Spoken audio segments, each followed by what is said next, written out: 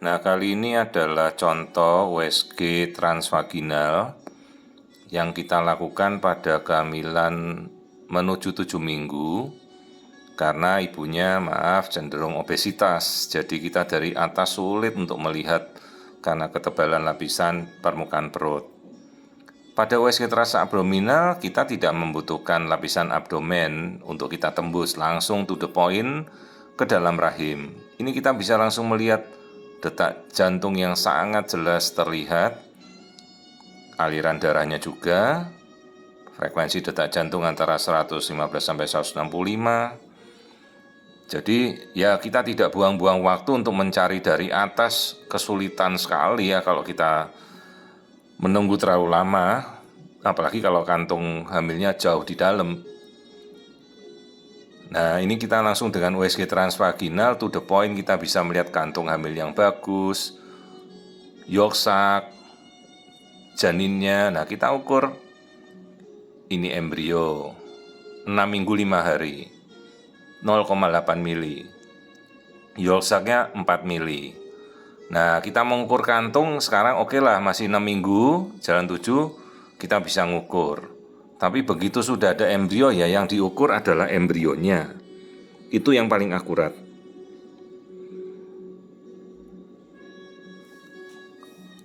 Nah, kita bisa rekonstruksi bagian dalam kantung hamilnya, kita lihat.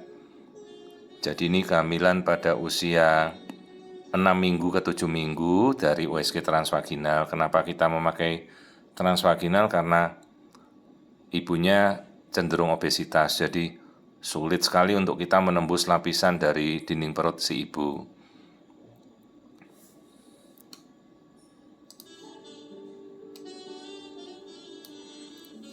Nah, ini kita bisa melihat rongga rahim kantung hamil, di dalamnya ada si embrio dengan yolk sac. Jadi kita bisa langsung melihat dengan sangat detail kondisi kehamilannya.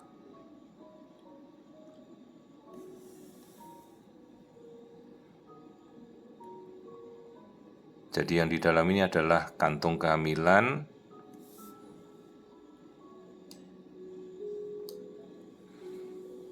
Itu embrio yang ada di pojok. Ini adalah pemeriksaan rutin yang kita lakukan sehari-hari. Kebetulan ini juga pasien hari ini yang saya periksa tadi sore. Ya, kita ada waktu, kita upload kasus harian standar saja. Ini pemeriksaan rutin, mengukur embrio, kemudian kita ukur yolk sac-nya. Nah, ini kantung kehamilan. Detak jantung harus sudah terlihat. Jadi prinsipnya embrio kelihatan, maka detak jantung harus sudah ada. Jadi ya tidak mungkin embrio ada tanpa detak jantung. Tapi ya tergantung juga akurasi dari USG dan ketajaman USG yang kita ada. Pakai apa saja yang bisa kita pakai untuk melakukan pemeriksaan. Jika adanya USG transabdomen ya tidak apa-apa. Cuma memang dalam USG transabdomen untuk melihat cukup sulit kalau ibunya obesitas.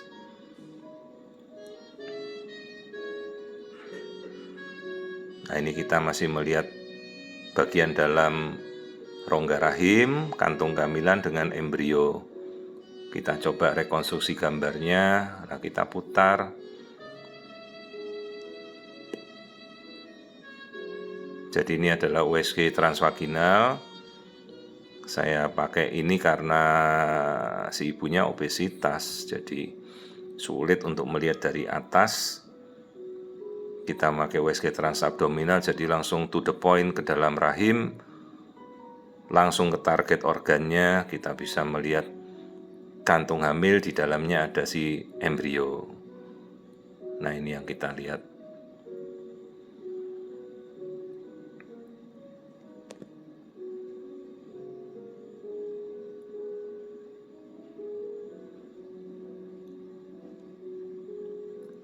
Ya, embrionya tampak normal. Yang bulat lebih kecil itu adalah yolk sac. Nah, embrio yang seperti gumpalan itu ya. Nah, ini kalau kita fasekan transparan tuh belum ada tampilan tulang, meskipun sudah ada, tapi kalau dilihat pakai mikroskop baru kelihatan. Ini embrionya. Nah, kalau yang bulat itu namanya yolk sac, itu cadangan makanannya si dedek embrio.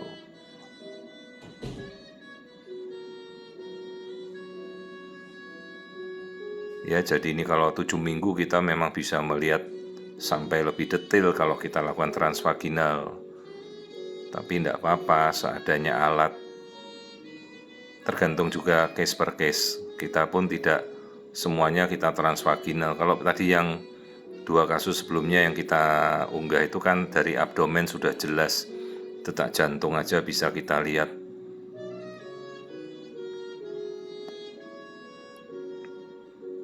Jadi ini adalah kehamilan menuju 7 minggu. Kehamilan normal di dalam rahim, kantong hamilnya bagus, embrio sudah terlihat.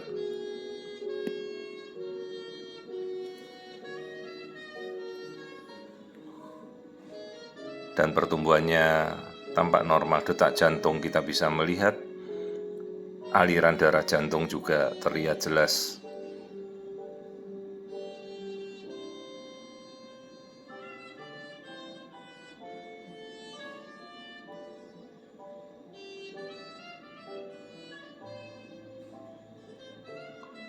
Nah, ini terlihat yolk sac-nya terhubung ke embrio.